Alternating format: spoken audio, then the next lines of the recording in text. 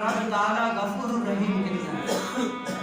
رب تعالیٰ اتنا تو غفور الرحیم ہے کہ اگر آپ نیکی کا صرف نیت کریں نا کہ یار میں آج سے انشاءاللہ میری نیت یہ ہے کہ آج سے میری ایک نماز نہیں قضا کروں گا، آج سے میں جھوٹ نہیں کروں گا، آج سے میں خیانت نہیں کروں گا، آج سے میرا ایک روزہ بھی قضا نہیں ہوگا، آج سے میرا ایک ایسا کوئی کام نہیں ہوگا کہ اللہ تعالیٰ کی ناراضگی ہو، ہر کام اللہ تعالیٰ کی رضا والا ہوگا. نیت کرے.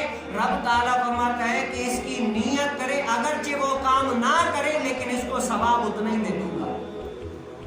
بھلے نیت کیے کام نہیں کیا لیکن صرف نیت کرنے کی وجہ سے اللہ تعالیٰ فرماتا ہے میں اس کو اس کا اجر دوں گا جو نیت کی ہے.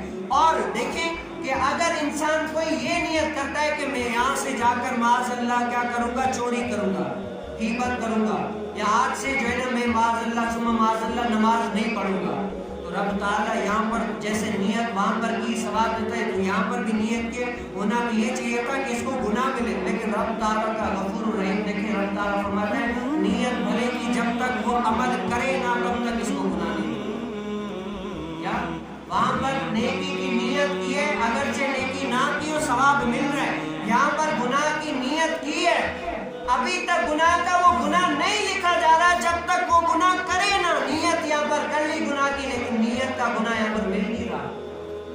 دیکھیں کتنا رب تعالیٰ غفور